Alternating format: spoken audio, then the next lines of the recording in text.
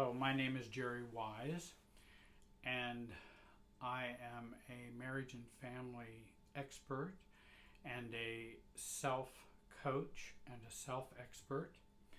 You can find me on the YouTube channel of Jerry Wise Relationship Systems, of which I'm the founder and owner of Jerry Wise Relationship Systems. You can find me at the website with that name as well. And today the video is entitled Adult Children of Alcoholics, Dehumanized and Instrumentalized. When I think about adult children, or when I think about children growing up in narcissistic homes, they are often dehumanized. In other words, they're just not to be taken seriously, they're not important, they're not to be valued, they don't have rights, they don't have to be treated loving or in a caring way. And that was their experience growing up in dehumanization, as well, if you include also abuse, shaming, and horrific de-selfing that was going on when they were growing up. And then second of all, instrumentalized, or what I say when we're just being used as pawns. We're not important, we're just to be used as objects.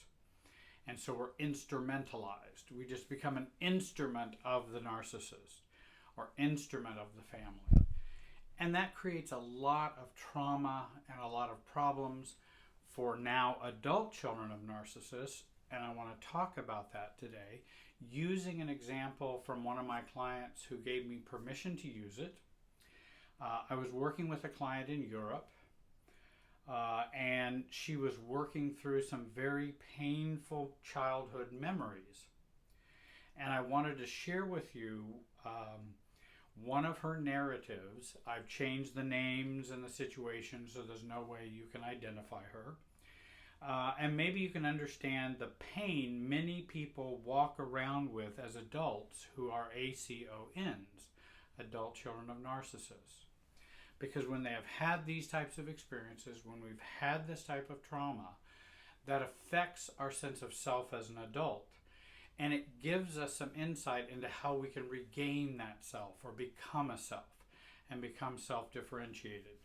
Actually, she's doing very well now, I want to point out. She's done some great healing, and she really has made some significant changes in her life, and her automatic reactivity has changed, which is wonderful. I'd like to think I'm a genius, but I'm really not. I'm using a very good theory, family systems theory, to help people change and to become more themselves. I have her permission to share the information. However, I've changed the names and made it anonymous for her. This narrative demonstrates the terror, trauma, pain, isolation, and hurt that many adult children of narcissists have experienced. Many of you may identify with Amelia's narrative.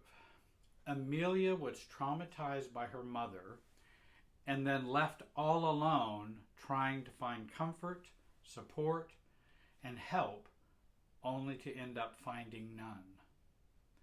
And I'd like to share that narrative with you.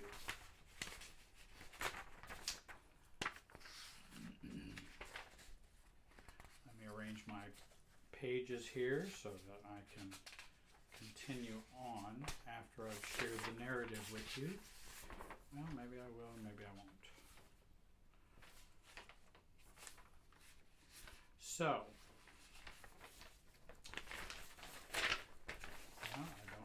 so difficult, but it is. Here we go.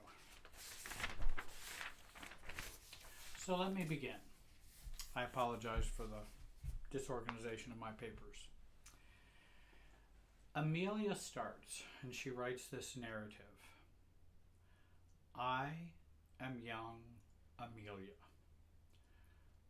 I am 13 years old. I walk alone in the center of the city. There are trees around me, very tall, big trees, and with green leaves crowns. It's fresh. I mean, the air is fresh. There's sunlight going through the tree leaves, making puzzled shadows. There are no people on the streets, so I think it might be Sunday. Late morning, I think probably 11 a.m. Soon to be lunchtime. I'm thinking people must be starting to gather with their families for Sunday lunch. I am alone, scared, really, really scared. I am so alone. I'm so alone. I am so very alone. I'm afraid, confused, because I don't know why I'm so afraid. I just know that I feel afraid and very scared. I don't have any money. I walk. I look around. Actually, I don't look around. I am just thinking of what just happened. The shouting. There was lots of shouting and scary faces, or a scary face. Eyes almost popping out of their orbits. This is my mother. She is very angry with me. It's Sunday and my dad is not there. He must be working. He works long shifts or he's out of town. My sister must be in another city. So it's just me and my mother. Mother is cleaning. Yes, she was cleaning with a vacuum machine. She shouts that we live like pigs. And she shouts how horrible her life is. What a bad, horrible life she has and how she doesn't deserve this. And that she prefers to die. She shouts, "Oh God, I better kill myself, so I will disappear. I better die, so I'm tired of living this miserable life. I'm so fed up." Then she turns towards me. "You, how can you do that? I'm not sure what I've done. How can you put your clothes there? This is not where you should put your clothes. You're a dirty bitch. Did you grow up on the streets like a homeless whore? Are you homeless without a family and a mother? Is this how I taught you to keep your clothes? Huh? Continue cleaning. Why are you not playing? Why are you not practicing the piano? Did you do your homework? You all are just a bunch of homeless peasants." She means all of us. My dad, sister, probably the extended family too. I can't take it. I'm shouting back and trying to put my shoes on and trying to go. I am shouting back and she is beating me. She shouts, "Where are you going? You peasant, homeless, worthless, go, go, go away. I don't want to see you." I feel dizzy. It's like the world around me is calm and surreal. And I'm just moving through a very thick air.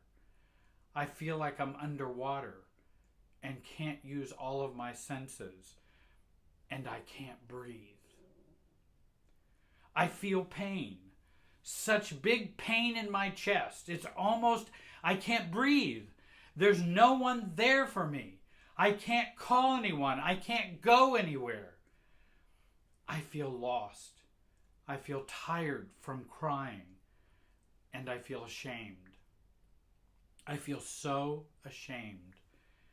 If I only had put these clothes in their place and practiced the piano yesterday and probably at least started my homework, she wouldn't be so angry. I'm passing by my friends' houses as I'm walking alone in the city center, and I hope they don't see me. I hope no one sees me at this time on Sunday. If they see me, they will know how inappropriate I am and how very unorganized I am. And all of my friends from all the streets, they're just so perfect. Their moms, their mothers are nice with them. Their mothers are nice and caring for them because my friends are always so respectable, so responsible, and looking so well dressed and clean. My friends dress very appropriate and will never misconduct themselves. They always listen to what their mom says and will never hide anything with them. They talk, but that's because they never do anything bad, so they can talk to their mothers. So I walk fast, passing by this part of the street where my friends live. I want to disappear and hide in little streets where no one would see me.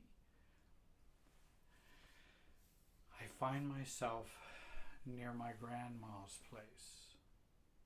I so want to go and stay with her and to never come back. But that would be the wrong thing to do. She will get worried. She will say, "Why are you here, Amelia? Go home to your mother."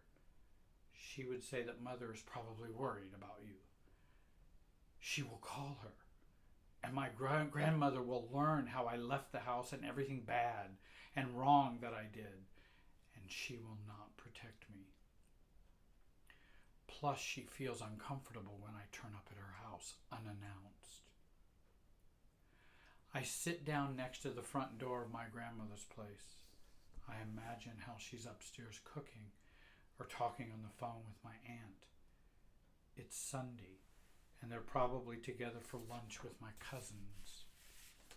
I'm so hungry, and I've lost track of time. If I'm gone for too long, my mother will get mad again. She will be upset and angry. I shouldn't be late. I don't want to go back. I'm afraid that she will probably shout again. If I'm too long gone, she will shout that I haven't done anything today and no piano practicing for my career as a concert pianist. And my dad will be back and she will be still upset and start blaming me that I went out the whole day like a homeless person and that I haven't done anything. He will get upset too. I'd better go. I'm in the building of my family's flat. I'm afraid to go up the stairs. I move in a way so as to not make any noise. I will try to sneak in the apartment without her noticing. Damn. I don't have my key. I left in such a rush I didn't take my key. I ring the doorbell and I am afraid. What if she's not there? What am I going to do? Nah, she is at home. She never goes anywhere. She opens the door and she doesn't even look at me. I feel scared. I feel so horrible, like the walls are coming on to me. I hide in my room. I stay there until it's almost dusk. I notice that it's dark, and then I switch the light on. I just stayed in my room, sitting on the floor, not moving, scared to move in case I make a noise. I don't dare go to the toilet. I haven't eaten all day. I will eat when my dad is back or later when they go to bed.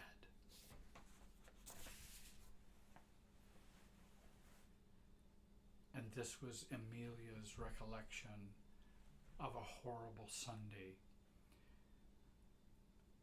For Amelia, the English is her second language.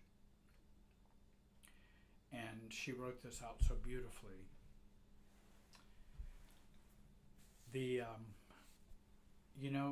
Growing up as an adult child of a narcissist and growing up with a narcissistic family, being aware of yourself or learning to have a self or being a self was very, very dangerous. And as we continue to interact with narcissists, it's very dangerous to have a self with a narcissist.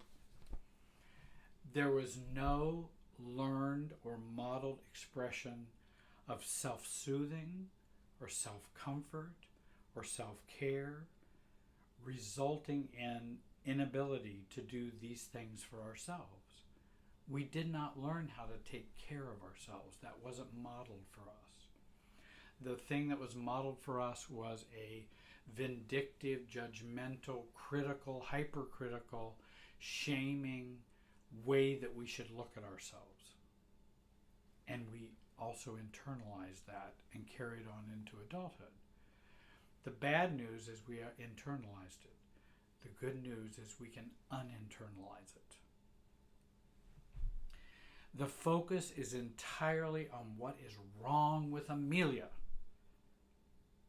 And I say it's not what's wrong with Amelia. It is what wrong has Amelia been through. Let me say that again. It's not what's wrong with Amelia. It is what wrong has Amelia been through. And you might think about that about your spouse or your partner, or relatives, or people who might have a hard time with their lives. It may not be they're so wrong, it's the wrong they've been through that's caused so many problems.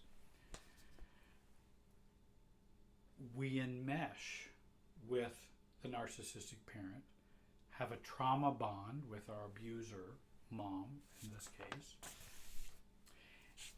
And the healing process involves 2 stages. There are more stages, but at least 2 big stages. One is going back to be the little wounded, traumatized child, feeling and resolving those feelings, having them heard by the adult you and by another adult or other adults. And then 2, Amelia learning to nurture this child in this situation. So she had 2 assignments. One is to be the 13-year-old, and then one is to be the adult comforting the 13-year-old. Actually, the second one was harder than the first. And many times it is. Though it can be hard to do the first assignment, but the second assignment can be really difficult. How do you comfort, soothe? Because I didn't learn how to do that. Learning to reparent that traumatized child is so important for ACONs. Amelia's second assignment was to write the narrative that would express her adult self-caretaking the child. But this step is very essential. Our adult lives don't work well because we internalize the narcissistic parent and parent ourselves the same way they did. And we tend to dehumanize ourselves and instrumentalize ourselves. I'm just an object, and I'm not really, should not be valued or treated like a human with compassion, understanding. And that's what we do to ourselves. So we do that so much. We also find people who will do that to us as well. If we heal our relationship to us, we will heal our relationship with others that we have relationships with. Amelia just becomes her mother to herself. When she is dealing with herself, we can learn to reparent ourselves and learn to love and soothe and care for ourselves and accept ourselves as developmentally growing rather than perfectionistically growing or all or nothing. Oftentimes, ACONs feel panic because they feel they will abandon themselves and that they would not be there for themselves. And that's a big problem because ACONs and adult children of alcoholics and adult children of abuse and adult children of all kinds of things end up abandoning themselves just like their abusers or their family of origin did. Reversing and changing that process is very important. Learning to be there for ourselves. And that's not easy to do, but we can learn to do it. That's a part of growing up and being adult. I'm going to be an adult who takes care of my inner child. Our path is to move from trauma, pain, hurt, anger, and fear to self. Amelia was never allowed to be herself, her authentic self. There is no room for other selves when you have a narcissistic parent taking up all the self space.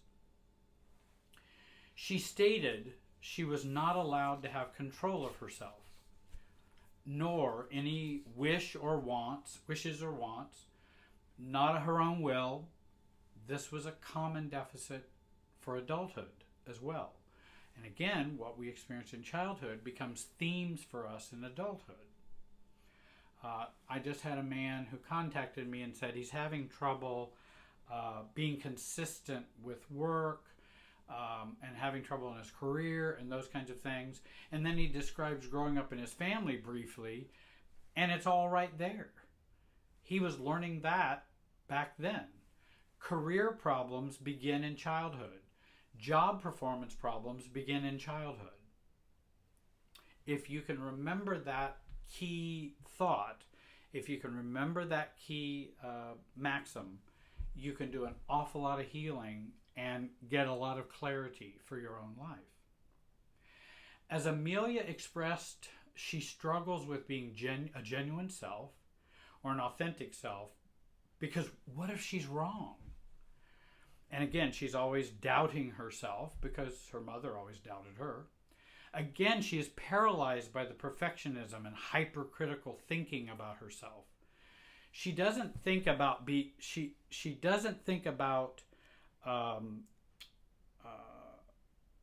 becoming a self in a developmental way, as I've mentioned, but in an all or nothing way. All correct and all right, or all wrong and all incorrect. Rather than realizing we have to grow developmentally. We have to grow in stages. We have to try things. So she always stays stuck because she can't do it perfectly. And she fears if she tries something new or does this, she will be yelled at, criticized, shamed, and have to leave and go be all by herself in the city square of the village. The hope for Amelia and many others is to get into recovery, find a self-expert, and do the work of healing and becoming your true you. If I can be of help to you, I hope you'll contact me on my website, www.jerrywiserelationshipsystems.com, or there's contact information on the screen or in the video summary. Join our email list. Join our Facebook page, also Twitter. I want to thank you very much today for joining me. I hope this video helps adult children of narcissists not feel so isolated. They're not alone in their pain. They're not alone in their difficulties, and they can truly change. Always remember there is hope and healing available for you if you're an adult child of a narcissist. Never, never, never give up. I want to thank you for watching today, and have a great day.